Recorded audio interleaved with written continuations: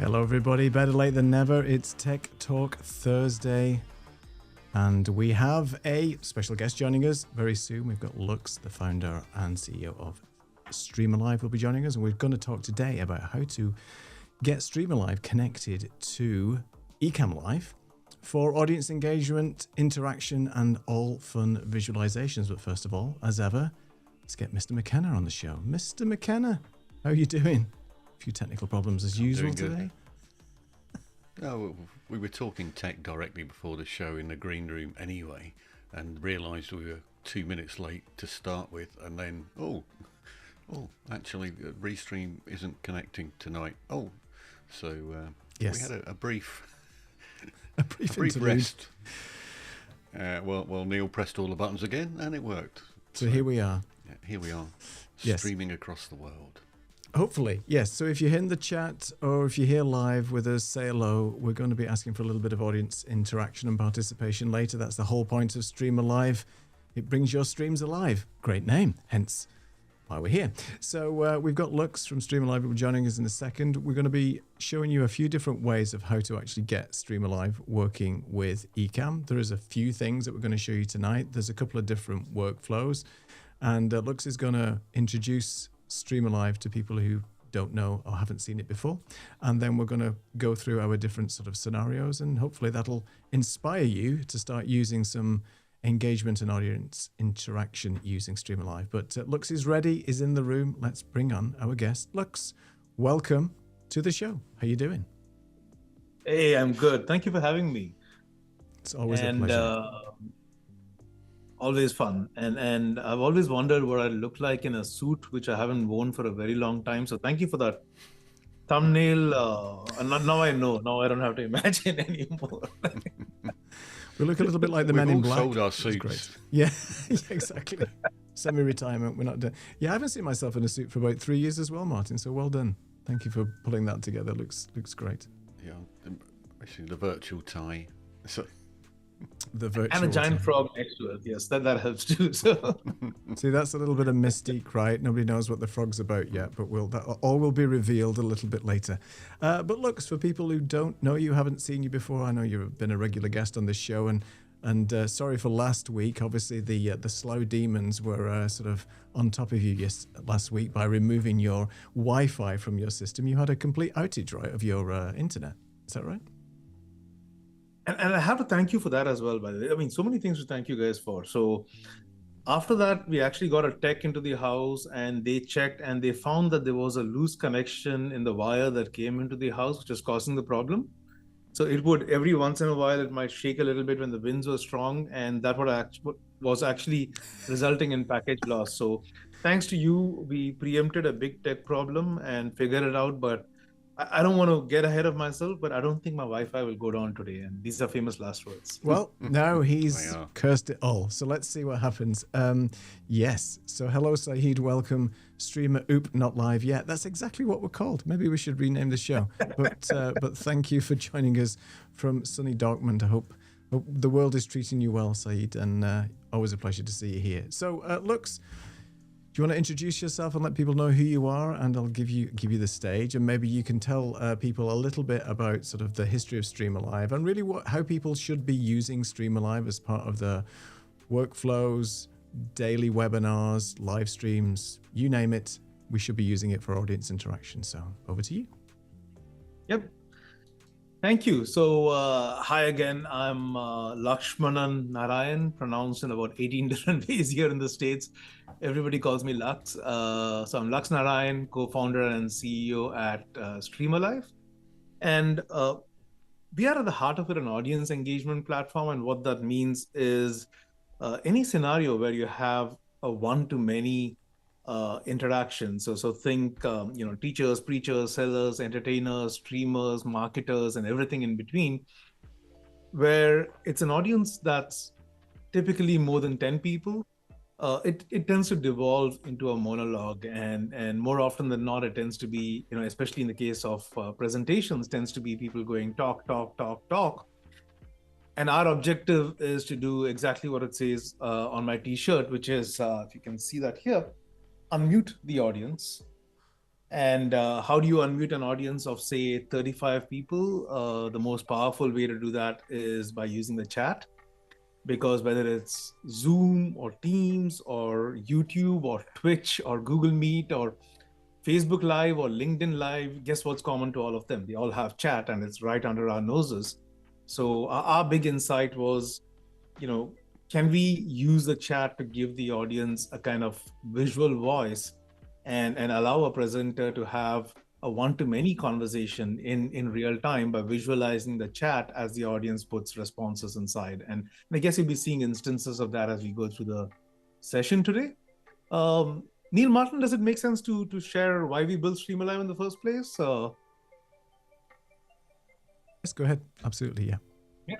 So very, very quickly, and Neil Martin, I apologize. You probably heard the story many times, but during the pandemic, for various reasons, including a personal family emergency, I took some time off and used that time to write this book.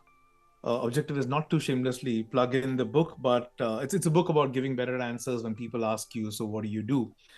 And the reason I bring up the book is I didn't know the first thing about writing a book. And so I paid for about half a dozen different courses to learn how to write, edit, and market a book. And these were mostly delivered on Zoom. These were classes delivered over the course of 56 live sessions in the fourth quarter of 2020. Mostly Zoom, some Facebook Live, some Google Meet, and at least one on YouTube Live. Class sizes from 11 to about 1,200 people.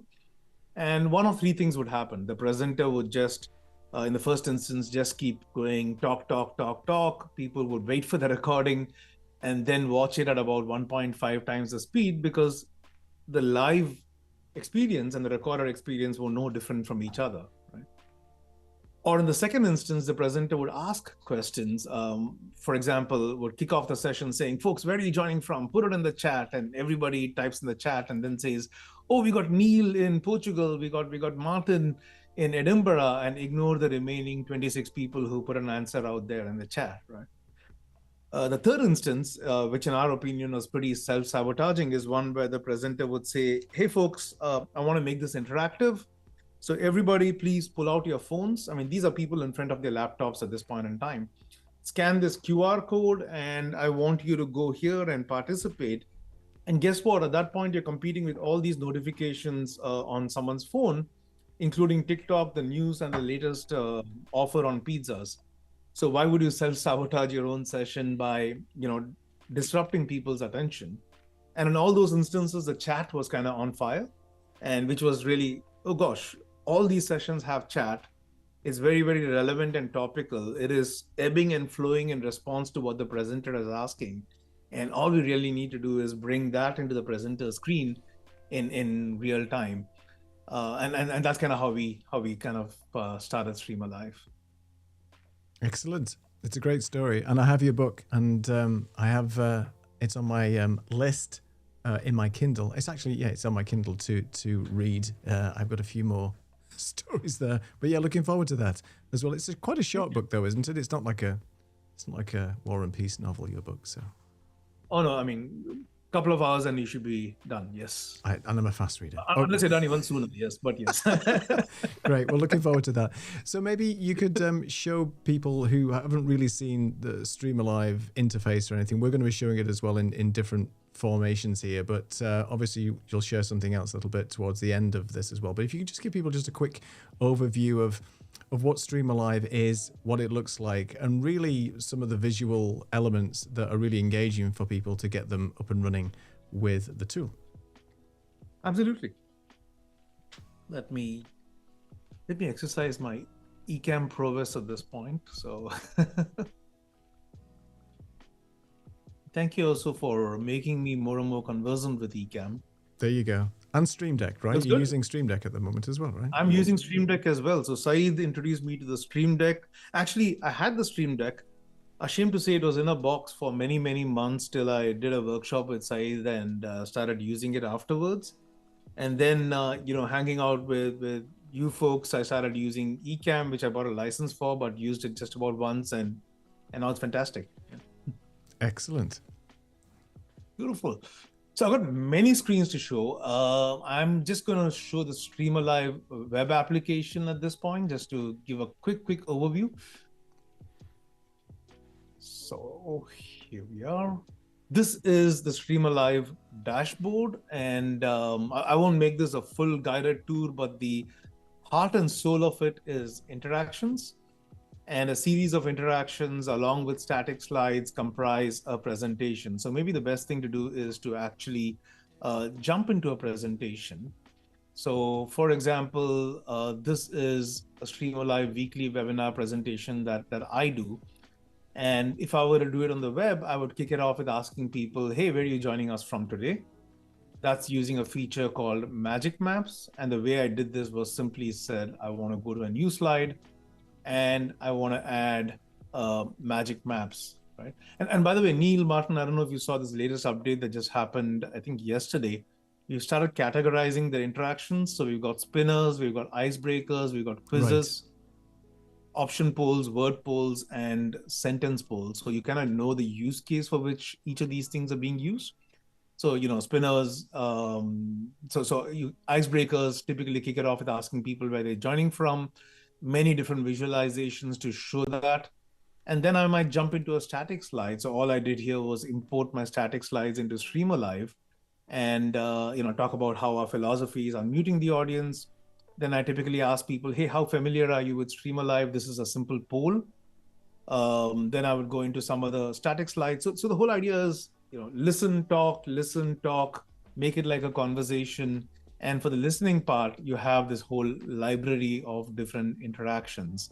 And once you do this, it's as simple as connecting it to where you want to go. Is that something you want me to dive into, Neil, or would you be covering that later in terms of No, please just go ahead. I'm just going to be showing really the mechanism of how people actually can connect it with Ecamm Live and some of the ways that we can do that. So yeah, just go ahead. Oh, cool. Okay.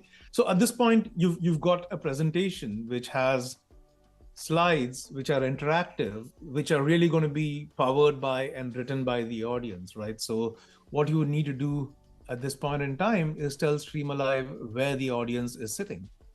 So if you were to click on that button, which is get ready to present, it would ask you to choose the platform, which is really tell StreamAlive where the audience is, which could be Zoom, which could be Google Meet, Microsoft Teams, all of which we're directly integrated with. So if I were to say Zoom, I just need to tell StreamAlive the Zoom URL.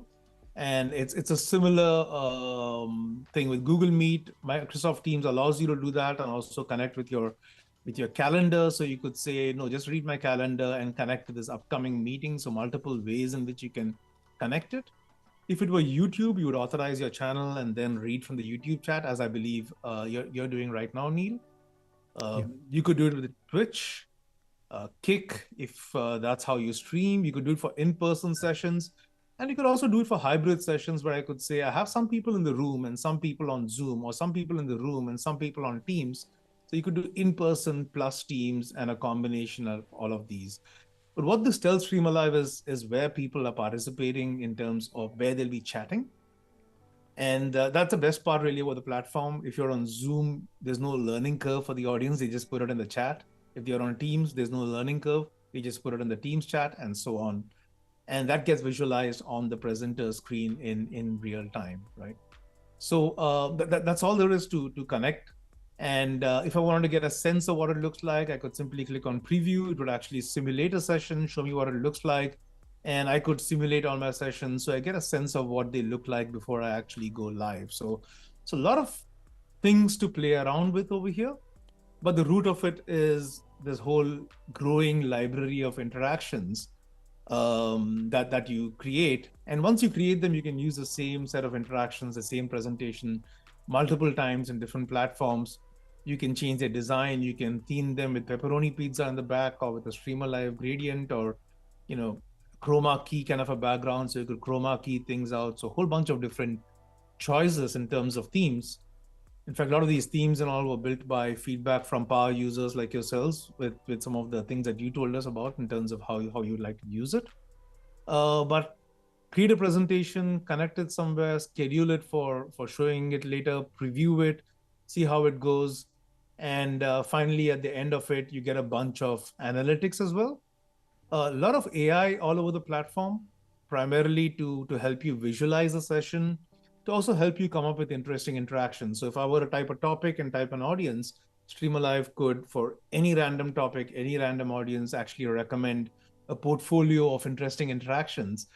So I could have a starting point, and then I could tweak those, accept it, or just make some edits and use them as I want for my presentation. So a lot of other things over here, from templates to the themes to scheduling sessions to a very powerful reporting module that tells you how amazing your session was and gives you insights into creating an even better session the next time around. And happy to dive into these later if required too. Cool.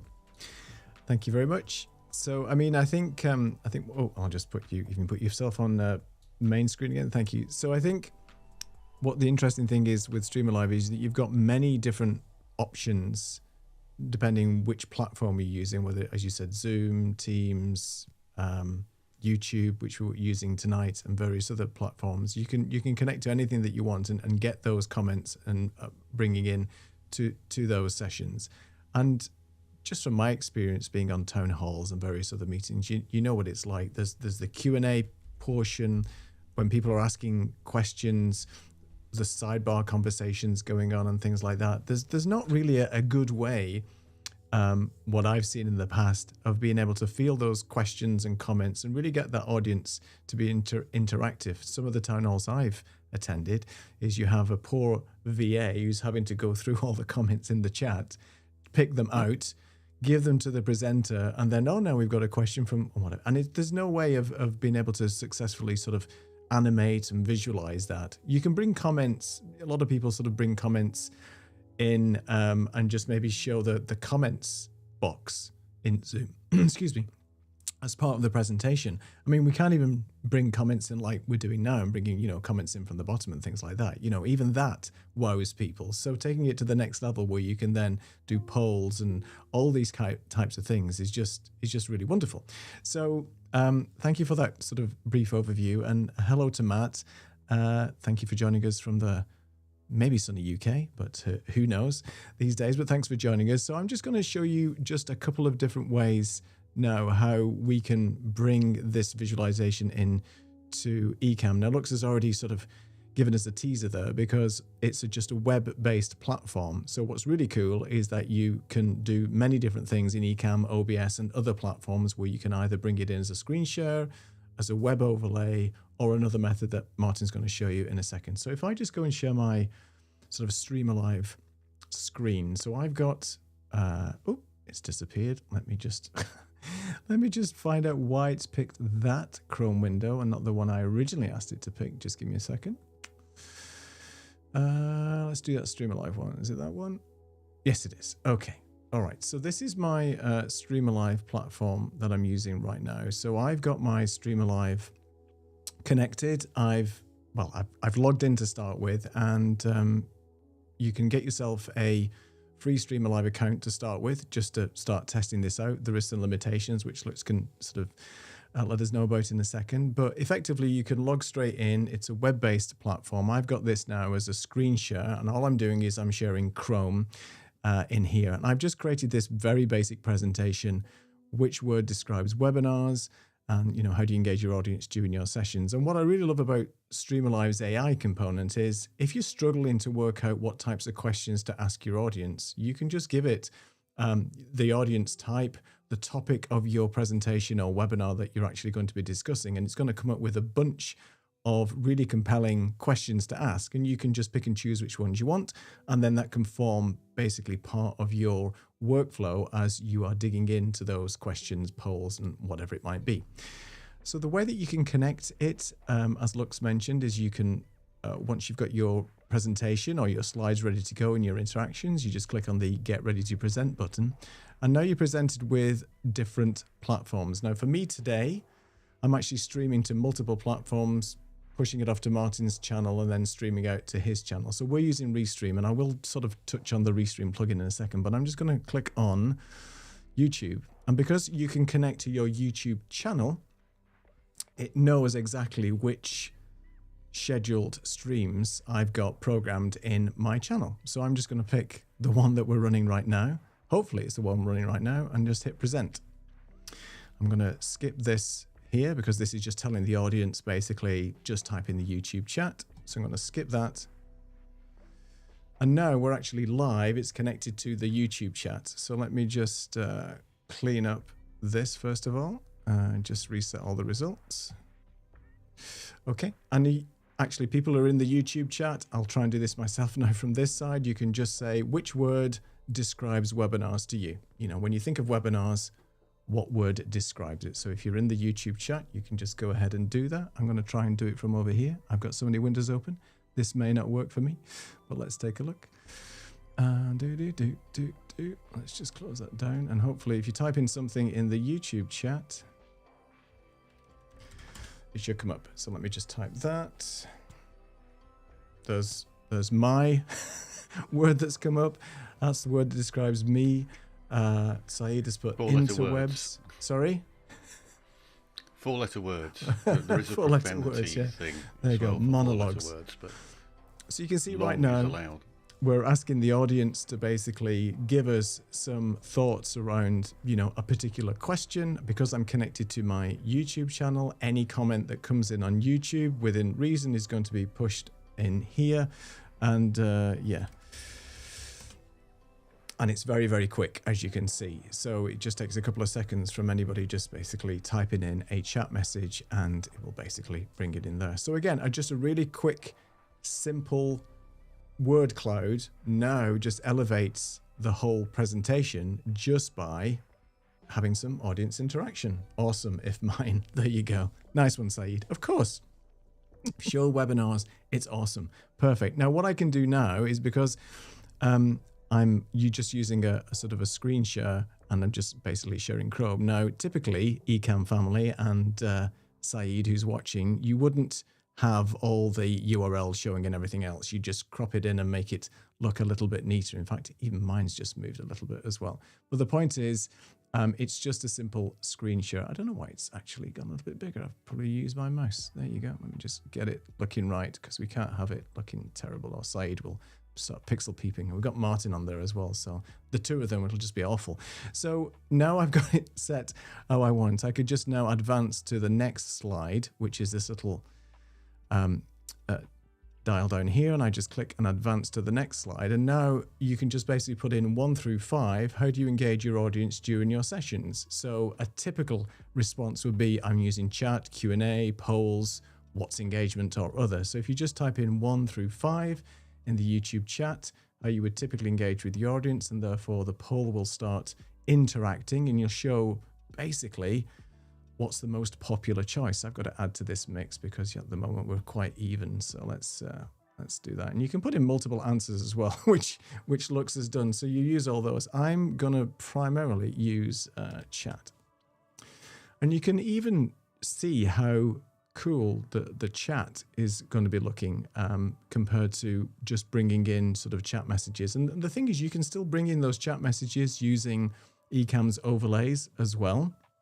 But because you're using StreamAlive, and in this particular nice visualization, you can really just get a sense of, you know, what the audience is talking about specifically when you're asking these polls. So what we got at the moment, we've got chat at 60%, Q&A at 20%, and polls at 20%. Nobody said what's engagement, so at least that's something.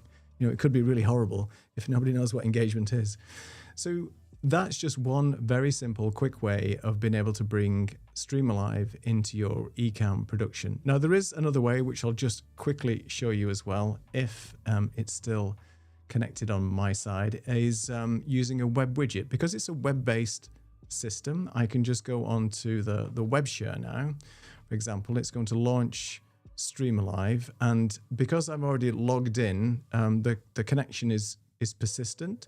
So it'll keep me logged in for, I think, about 2 to 3 hours. So it's always worth checking before you do go live that the session is still up and running. But this is just basically using a simple web widget in Ecamm Live. And that means I'm just going to put the URL of my StreamAlive account in there. And I can now just go on to the main window, and I'm not sure if I can do this twice, but let's find out. I'm just going to go and close that down. I'm going to see, because I've already connected, I'm just going to see if I can connect again.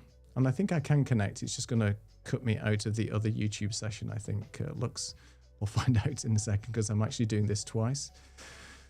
So now if I just join again, you can see it's exactly the same mechanism. And now I've got a web widget running inside of Ecamm Live. And you can see it's actually, because it's a persistent session, it's brought up the results from the previous session that I've just been working on. And if I go to the next slide here, you can see the results are identical. So you can see it's mirrored exactly what I've already had, but this was an actual different way of bringing it in to Ecamm. This is using a simple web widget, but you can see now I don't have to share my screen.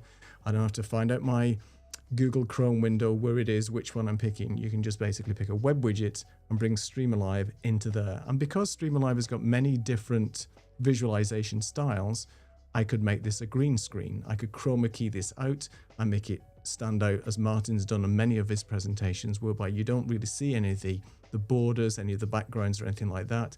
And you can really get sort of fancy with how you actually present StreamAlive. And Martin's going to take this presentation that we've just done here to the next level when he shows you how he's doing it on his side. So I'm just going to pause there for a second. So, I mean, that's just a quick overview, but you can see there's the fact is, using Ecamm Live and other tools, there's so many different ways of being able to bring in the visualizations of StreamAlive, and you don't have to worry too much about all this screen sharing stuff. You can just bring it in as a web widget, and the web widget works really well. I will mention just one very quick thing, is that because we're using StreamAlive and the session tonight using Restream, StreamAlive has kindly also provided a Restream plugin for the Chrome browser. So what that means is we can use Restream, which is an aggregator of all the chat in the streaming platforms that we use. So tonight I could have actually brought in all the chat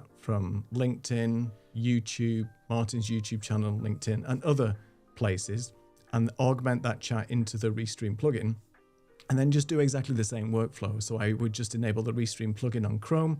It still could be in a screen share as I've done now, and then all that chat from the various different platforms would come in as well. And we've tested that a number of different times, and that seems to work really well. So thanks for doing the Restream plugin, because that is a way of getting over this issue whereby previously we could only just really talk and communicate with one particular platform. But as a demo tonight, that's what we did for YouTube. But it's great that we've got Restream available now. So thanks for doing that.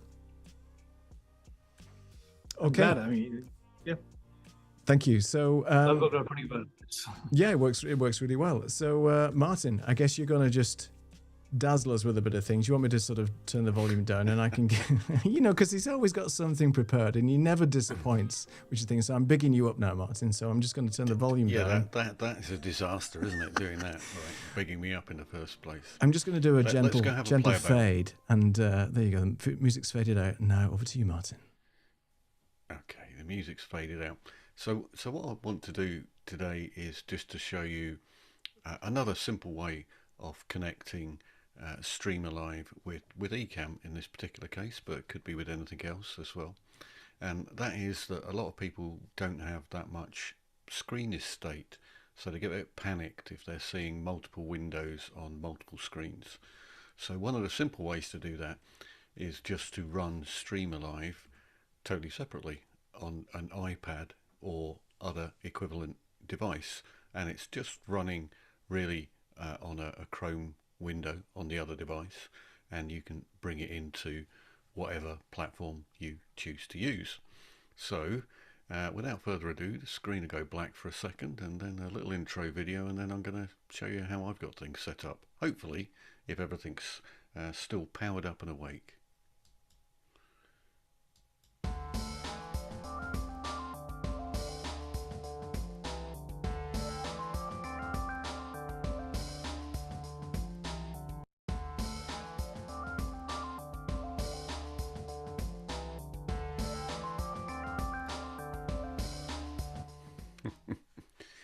So the frog says connect yourself to StreamAlive and Ecamm using your iPad.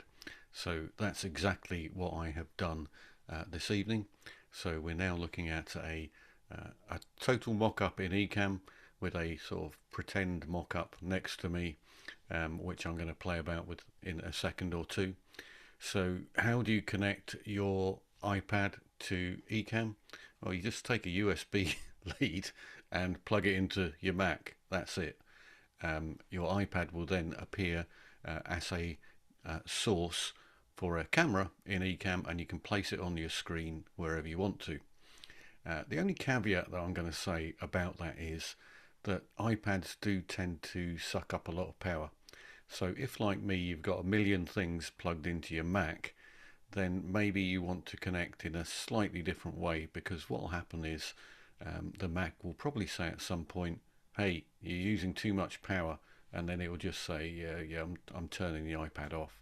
So I've found that occasionally that may not be the best way to do it. So as a very similar alternative, what I do is I actually use a HDMI cable, and I plug it into a cam link and then bring it into my environment. So what does that look like? Something like this. Basically, the black thing is a HDMI converter, and the white thing is just a cable converter, but it just plugs with one wire into my Mac, and I just find that that's a lot more of a stable environment rather than it working for a while and then the Mac deciding, no, you're consuming too much USB power and you need to go on a different bus. So that is just as simple as it is. I'm just connecting the two things together. What does that look like in real life?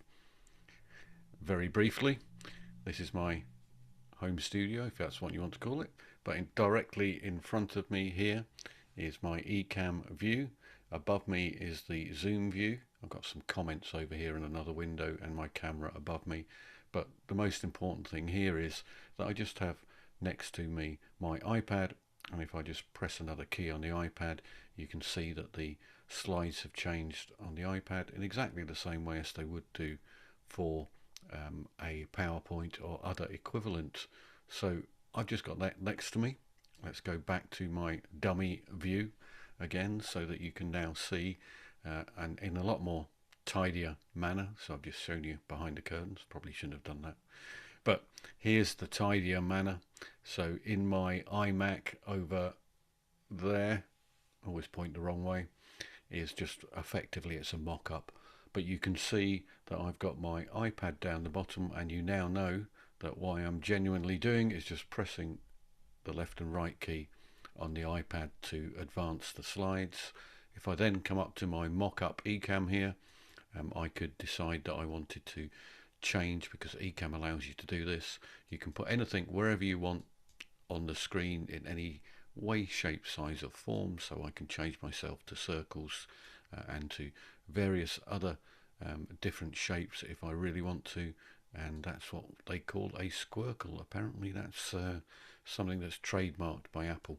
Not quite a square, not quite a circle, but you can change whatever you want in Ecamm, and I can go and change all of my sizes and positions on the screen as I can with the actual element, which is the StreamAlive element. So that's coming into Ecamm, and it sees it, in my case, as another camera.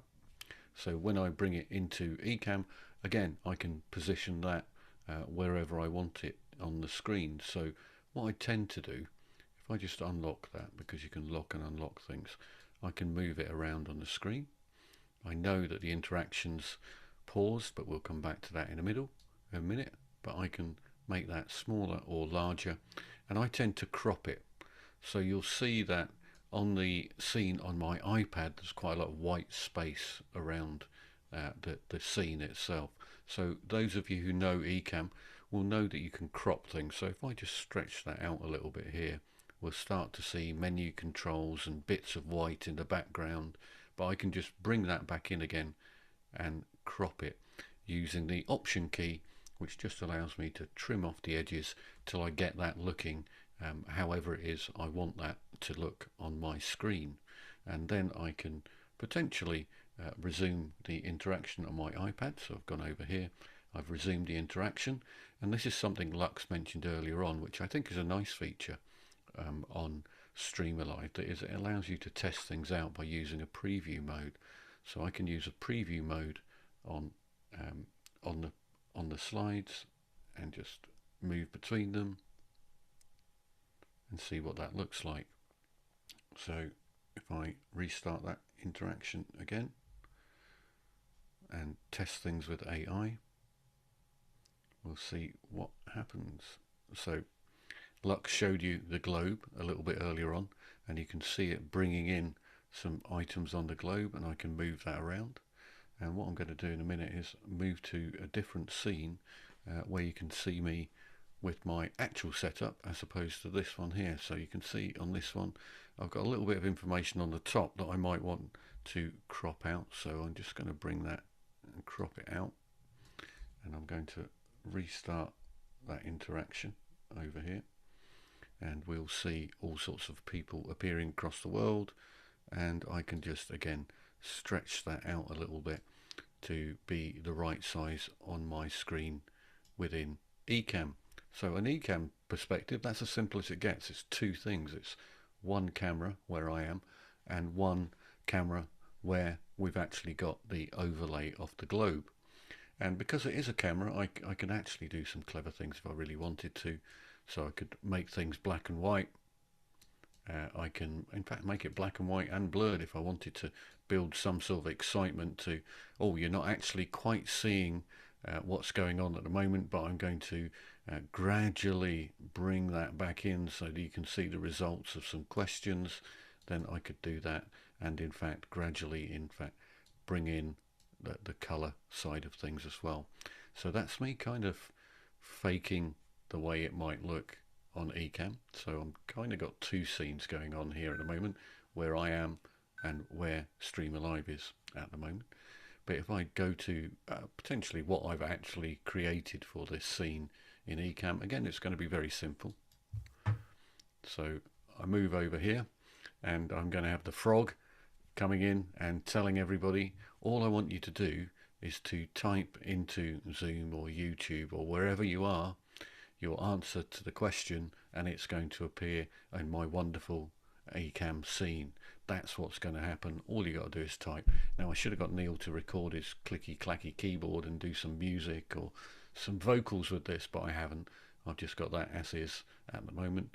But what we could do is ask the question, and then this is my next scene where I've got the world sitting here, and again I can come into the world and go over to my iPad, and I can zoom in on the world and move around on the world, and then decide, oh, hang on, let me see who we've got calling in and where they are. And I can even go and find out what the weather is like in Dublin, because it's going to give me a quick fact check on Dublin and have a quick look around Dublin if that's what I want to do, to really engage my audience and say, hey, looking really good in Dublin. It's 13.7 degrees, scattered showers. That's fairly reasonable for Dublin. But I can bring that in wherever I want to and move things around. I can even choose different views of the world if I want to. So I can pick up and have a look at Europe if I want to have a look at Europe, and it will just show me Europe, or America or Australia or whatever it is I want to pick. And I can zoom in. And obviously we've not got that many people in Australia joining us, which would hardly be surprising, would it? But I can move that in and pick and choose what I want to see wherever I am, and engage with my audience very easily, because this is just to one side, and I can just use all of my gesturing controls and move around to have a look at whatever it is that I want to see and engage my audience in that way. So again, from an Ecamm perspective, this is a very simple overlay. I'm just bringing this in as a camera, and I'm bringing myself in as a camera, and everything else is just little graphic overlays. I have actually used a blend mode on the camera as well. So that's something else you can do in Ecamm, is use a blend mode. So if I come over here and switch this blend mode on the globe to normal, you'll see it actually comes across quite nice and bright and clear, which is okay, but actually I prefer to use a blend mode called lighten, which just applies to the whole screen. And then what that's allowing me to do is to have this background movement going on behind the globe as well.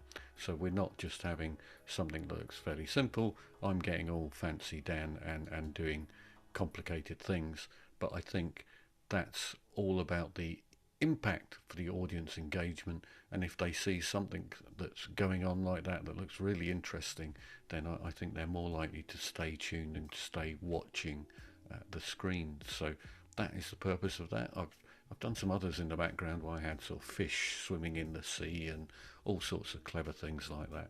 So it's almost down to your limitation, because you use a lot of green screen chroma that you can apply and things like that.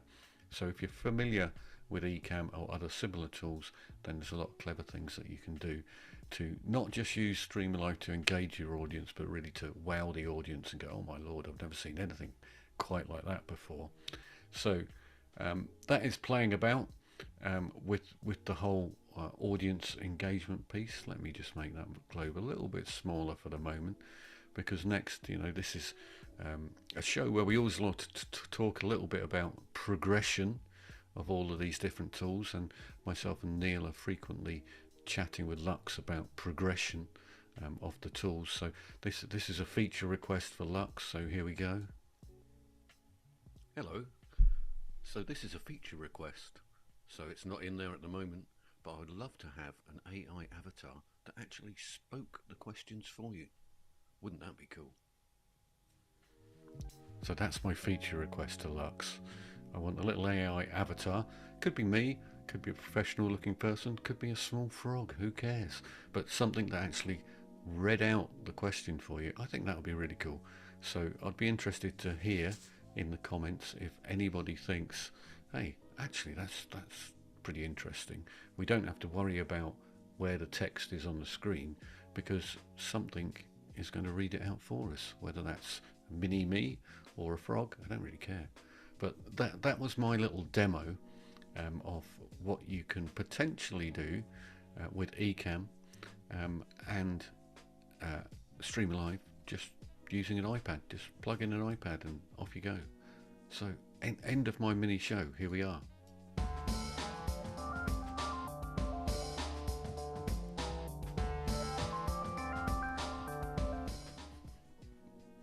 That's your lot. Very cool. What can I say? You've always outdone yourself again, Martin. So thank you so much for an amazing presentation. What do you think, Lux, of the frog? Can we get one? Oh gosh. Each time we do one of these sessions, I hang out with you guys, I learn something, and with Martin I often feel like I'm back at the zoo, because I remember the fish thing he did, which is fantastic. It was like one massive aquarium with the fishes swimming in the back, and especially with the water and the oceans, and you put the map, and it just brought that to life. And now just that wee little bit of movement, right? Just and also the blurring of the globe and bringing it and all of it. It's gosh, I mean, it's amazing the kind of stuff you guys do with StreamAlive. And Martin, I think that would be a cool feature too, having a frog or a fish, or Martin or Neil or Lux reading out the question and having that voiced over. And I've added that to the list. We'll call it the Martin feature when it finally happens. Yeah, so. You've got to have alpacas for Saeed though, so that's a must. You gotta have a talking alpaca. There you go. All right, you gotta have a talking cat for me. So there's a feature request. Maybe you can just have a list of 3 or 4 different little animals, mammals, whatever you want to call them to start with, and then we'll go from there. But I think all talking frogs aside, I think the use case for using StreamAlive on an iPad just gives a lot more flexibility for people, because obviously if you're on a very, and we've talked about this before, where people are actually just using one laptop, for example, right? So they'll take a laptop with them, they'll be doing their webinars from a laptop, and it's difficult as it is, with, especially if you've got a presentation, and we'll talk about the PowerPoint thing very shortly, but the whole way of being able to bring that in from an iPad, or even, you could technically bring it in as a phone. It's small enough. It's just a web browser, which is really useful, because there's no fancy plugins or anything else that you need. And a lot of other tools require maybe some additional JavaScripting or some form of extension within the browser that really isn't supported on a mobile browser, because at the end of the day, it's still a mobile browser, even though it's on an iPad. So I think just proving the fact that you can bring this into Ecamm, in this particular case as a camera source. There is alternatives as well. You could use NDI. So NDI will take that entire screen, you could even use it as a camera, and it will bring that into Ecamm wirelessly over your network, and then that would present itself as an NDI camera source. So the same blend modes and overlays and things that you use, that Martin's just shown us using the capture card, could also be used using NDI. So that's another sort of potential feature as well. So I think it's great. And I like the way you can just pinch and zoom, because that's a really nice, interactive, easy workflow that you can just, use your hand to sort of manipulate the whole interaction, especially using the globe and things like that. So yeah, it's a great workflow, Martin. And I was kind of holding my breath. It makes perfect sense.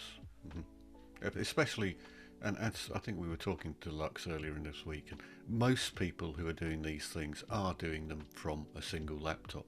So when you're already running your Zoom meeting or your Teams meeting from your laptop, then maybe it's much easier to have something separate with your PowerPoint presentation on it, as I say, or your StreamAlive presentation, whatever you want, on a separate iPad or Google equivalent, whatever you want to use, Android. It doesn't really matter, because it's just using it via a Chrome window. So makes no difference to the way that you're bringing it in.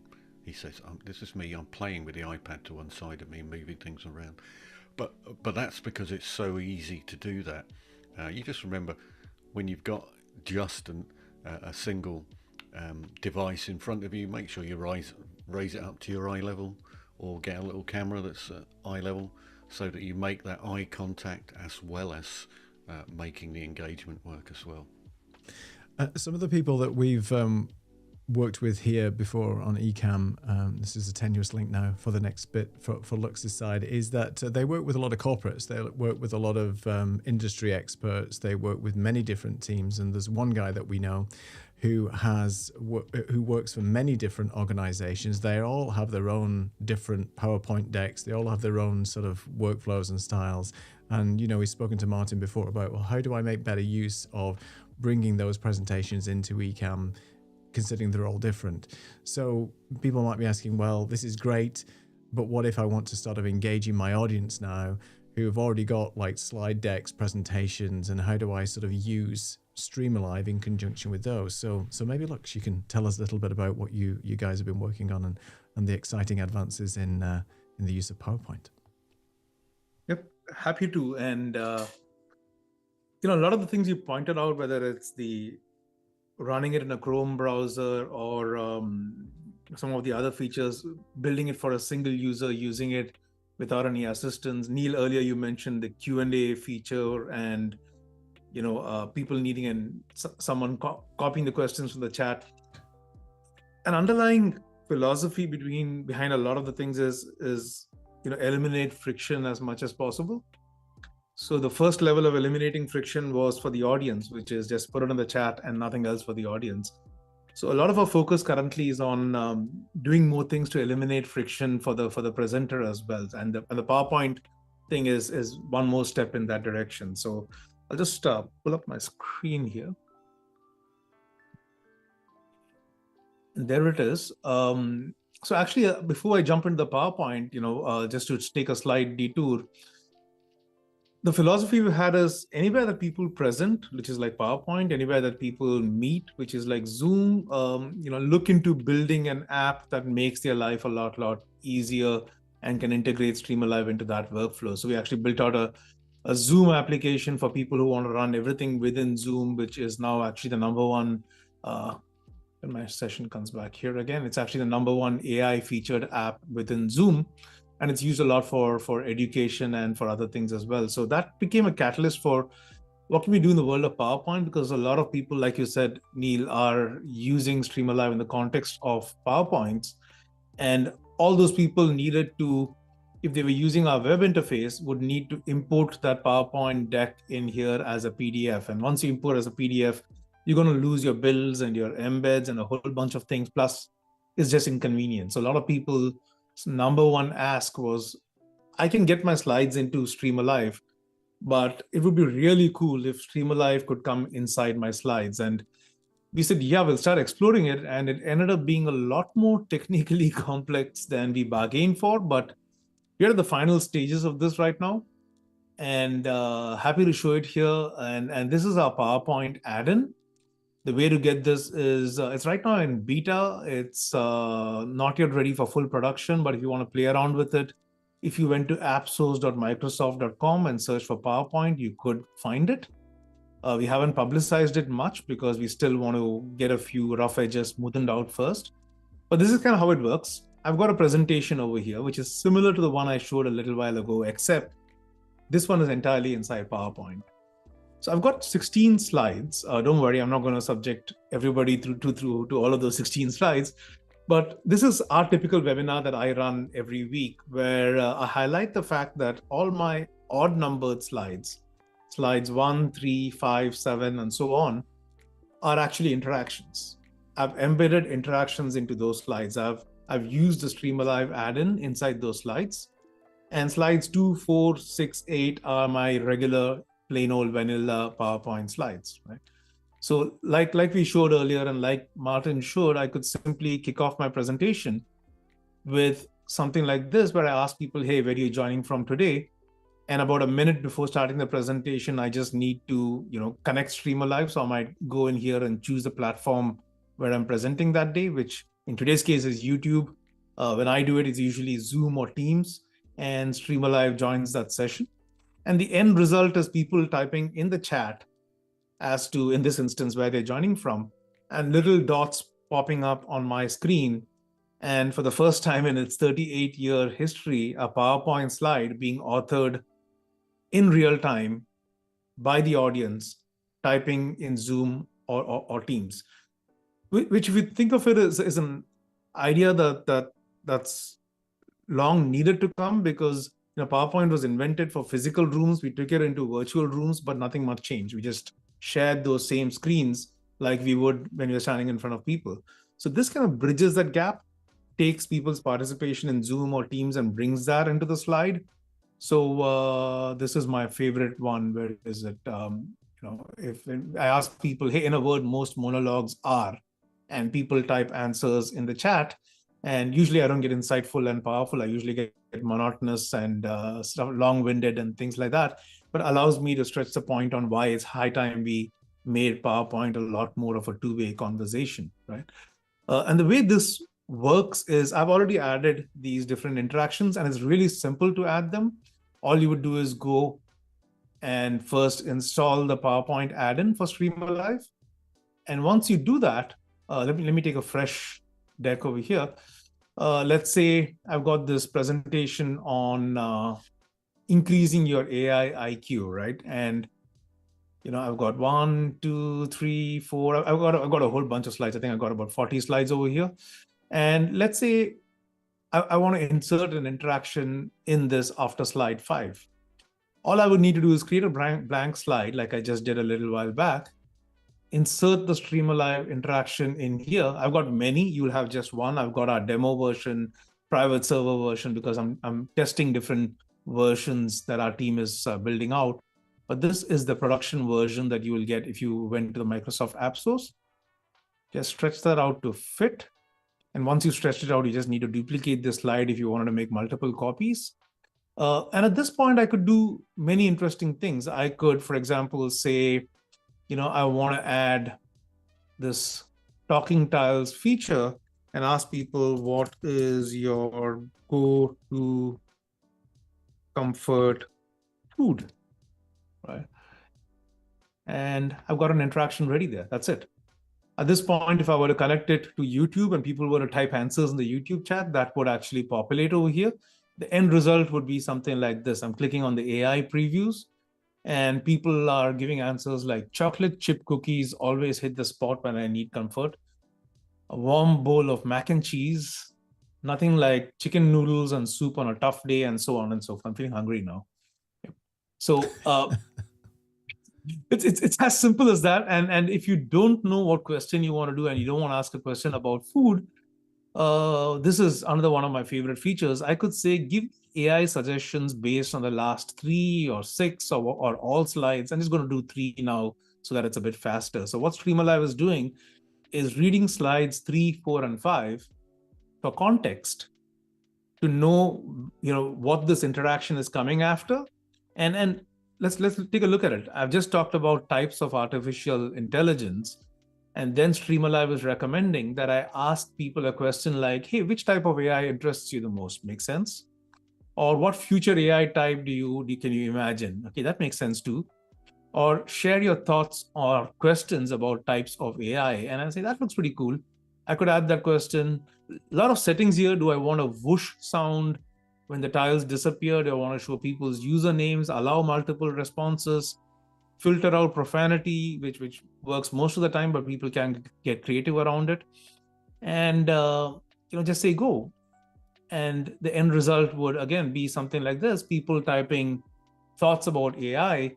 It can be categorized into narrow AI and deep learning and machine learning, and suddenly this slide is authored by the audience typing in the chat in real time. And in the case of Ecamm, you could bring this in different ways like you've shown before. But yeah, very, very excited about the PowerPoint add-in. Yeah, it's very cool indeed. I think you can just go to full screen look so we can bring you back in.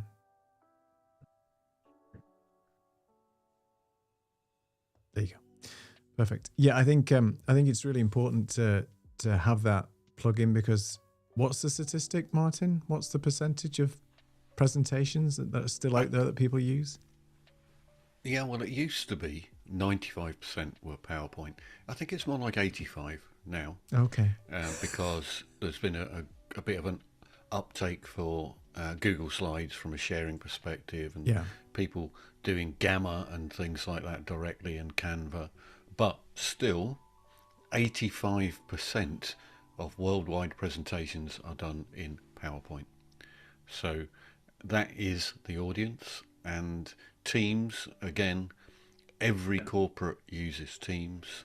They may use Zoom on the side for some things, but the vast majority of corporates are in Teams all day long. They are bored out of their minds, and they could really do with some engagement and excitement and anything that is interaction, and also, from the corporate's perspective, to keep their employees engaged as well, because they know half of them are, they're busy Googling things and using the latest nano banana in the background and paying no attention to what's going on.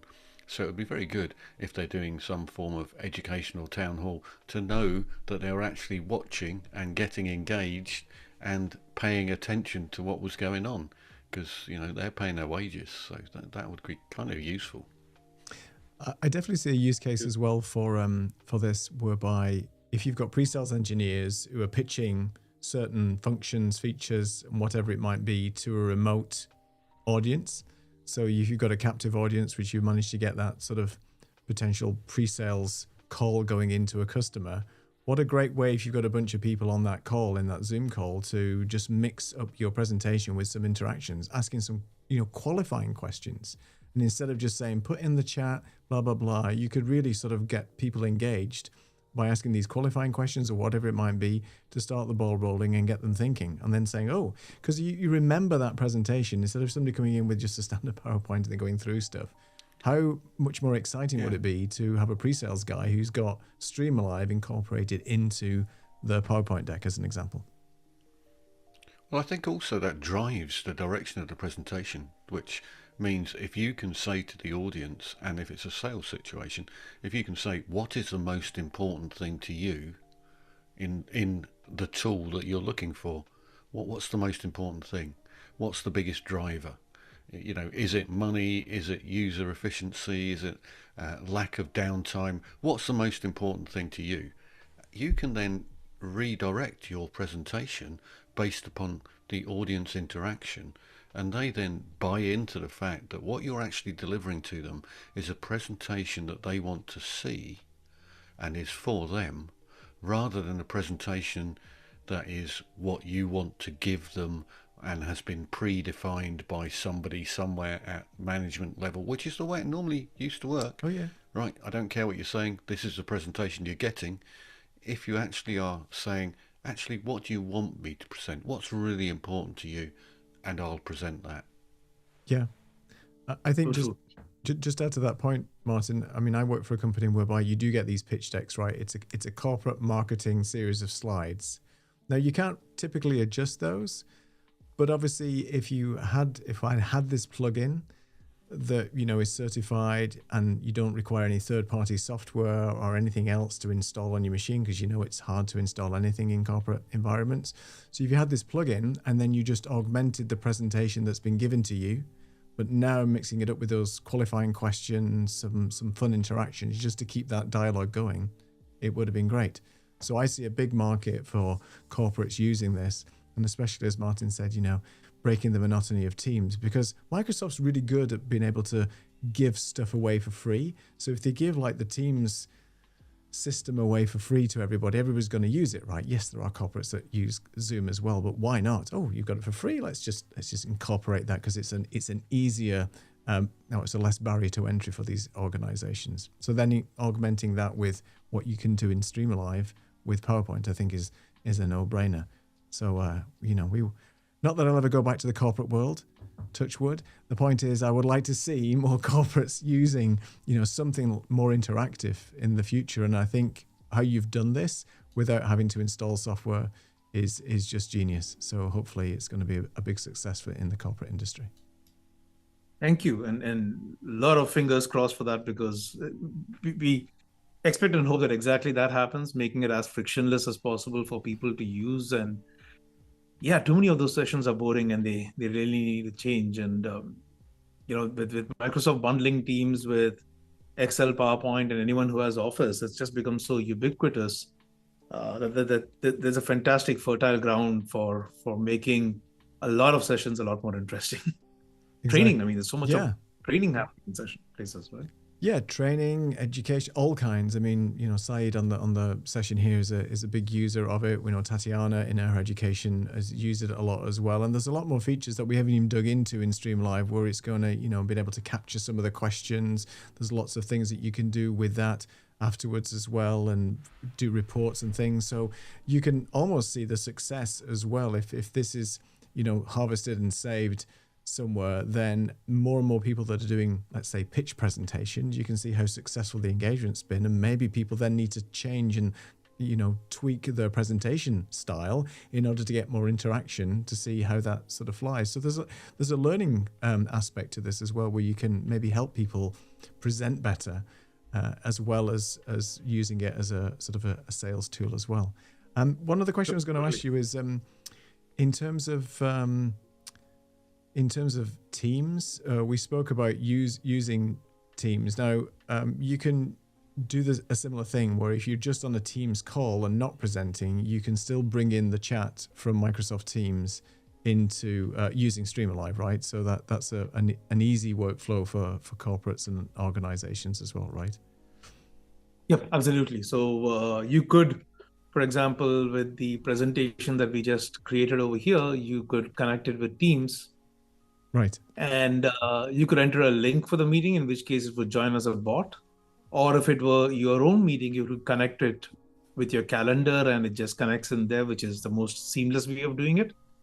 But if it's not your meeting, this is an easier way. And we're coming up with a third way, not to make it more complicated, but with the Microsoft ecosystem, we need to give more choices, because there are so many configurations of settings. So we're actually building out an app which will also be available here. So there'll be a StreamAlive for Teams app that comes up here. And the only purpose of that will be to make this connection between the Teams chat and StreamAlive even more frictionless. So that's something we're coming up with as well. That's fantastic.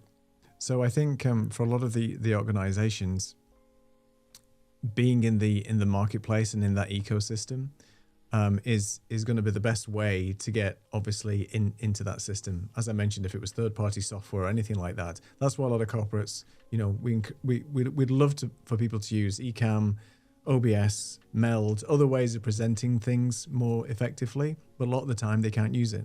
Even online tools like StreamYard, Restream, and other platforms are difficult for organizations to use because they have to be certified.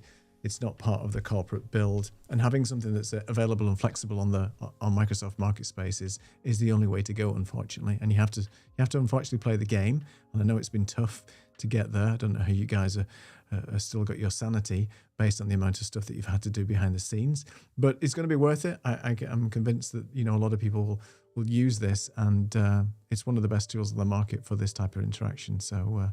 It's really appreciated that you've been here today to show us. There's a lot more to dig into, and I think we might look at making a couple of more videos in the future, a few more live streams around just showing parts of the interaction. And if I was to ask you, what would you say is probably the most common interactions that people use? What would they be? So people start off with the familiar ones. They come looking for the things that they are already familiar with. So unfortunately, we've come up with a lexicon where if you run a poll and you have a Q&A, it's an interactive session, but there's a lot more, as we know, that makes an interactive session. So a lot of people come looking for a poll or a Q&A or a spinner, and then they want to find that, but then they discover other things. So as they discover things, they fall in love with them. And the map is a huge favorite because it's echoed in behavior, right? It kind of echoes the fact that a classic opening for those first 3 to 4 awkward minutes of a session when you're still waiting for people. You don't want to start right off because the people who come a minute or two late are going to miss it, but you don't want to disrespect the people who came on time. The map is a great way to go through that because it also includes time and weather, and like you showed beautiful facts about a place. Martin was looking at different things around Dublin. Mm-hmm. It's a great conversation starter, and that people love that. The other one, if I just show it very quickly, because Martin mentioned that, the talking tiles is a huge favorite because it's echoed in a game. I mean, we just find that anytime you bring a sense of play, when this makes people remember Tetris, they love that.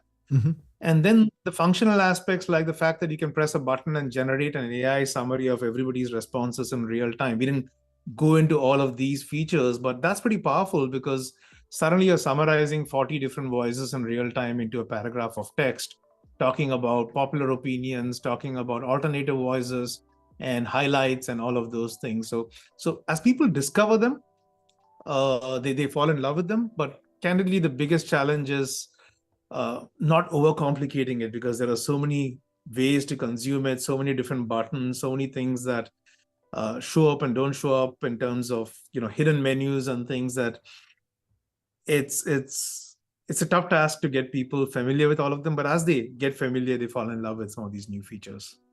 It's almost like they need just maybe 2 or 3 buttons to kick them off with, and then if they want to dig in and dive in and get these power users and stuff, because if you're a salesperson, pre-sales and so on, you want to simplify that. But I think the gamification, for want of a better term, of some of these visualizations is really appealing to people. And I agree with you that globe at the beginning. I've been on so many town halls, and then people, you see people pop in. Sometimes I've been a co-host on a Zoom meeting, for example, and he's like, admit, and 20 minutes later, admit, and like people still coming in.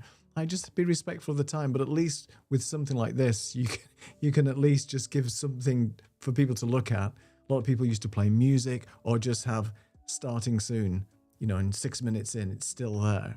So at least with some interaction, you could just leave the globe and let it just populate itself, which is really cool. And I think it's a great animation, especially when you've got somebody moving it and stuff like that. Now, if it had the frog talking at the same time, winner, definitely. The frog is coming. The frog and the alpaca and Yes, what was it? The dolphin or the fish? cat. The cat for me. The There cat. you go. Yeah, Sorry, I can't forget the cat. The cat. Give me the cat. No, it's all right. No problem at all. Any closing? Martin, I think you're on mute. Dogs and cats, I assume, are the most popular choice. Alpacas. You might want to start there. Yeah. I think alpacas might be the third most popular pet in the world. I don't know.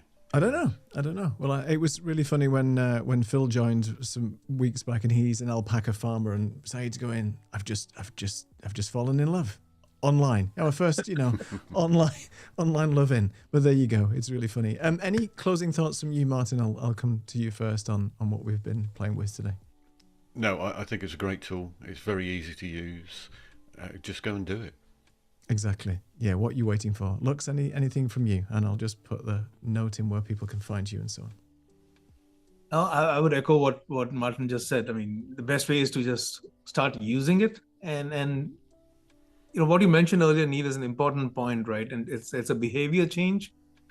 Too many people approach presentations like stand-up comedians where everything is scripted. You know what you'll see on minute 3, minute 6, and minute 8, and when you're going to pause for that laugh. But you need to read the room, be a little more improv comedian, be a little more in the moment, riff with people. And I think that's the future of presentations. They should need to be like conversations. So sign up. I assume you'll be sharing the link for where people can sign up for StreamAlive. But like you said, it's absolutely free to get started. A free account allows you to play around with it, and up to 10 people in the room, it's absolutely free.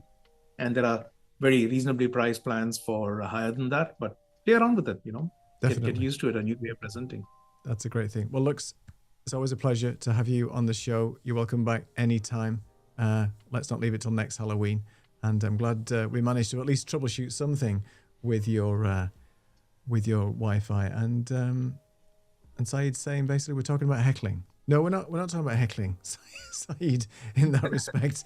So there you go. Not yet. Anyway, if you want us to start heckling, that's fine. We can do that. Anyway, thanks again, Lux. It's a pleasure as always. If you just hang around for a few minutes, if you've got 2 minutes in the green room, just to sign off, and Martin and I will just have a quick chat. So thanks again, Lux. Pleasure. Thank you so much. Wonderful. Don't you just love interactions and things like that? I think it just really highlights the fact that there's a lot of people just missing out and making their presentations much more interactive and fun. And I've seen recently a lot of YouTube videos being posted on saying, talking head videos are boring. You need to do something about it. What you waiting for? What you waiting for? Yeah, I think we may have been saying that for a little while. Just a little while, yeah. It seems to be becoming more and more prevalent now. I think I heard a good comment the other day about, looking good on camera and presenting well. And it says you wouldn't be selling a Lamborghini in your cargo shorts. And I think that's just a great line, So I think I've stolen that from somebody else. But if you think about it, right, you've got to show up and present well. Nobody's going to buy from you if you look like me right now. Let's put it that way. So we'll leave it at that. Next week, same time, same place. Go ahead, Martin. Sorry. Yeah, we need to get those brown suits and the special ties, I think, for next week. I don't want to get suited up, Martin. That's not where I was going with that. But we'll stop. Let's just do the AI piece anyway. Thanks again, Martin, for sharing that wonderful presentation and so on. And it looks really good. And we'll see you all same time, same place next week. Till then, bye-bye. Cheerio.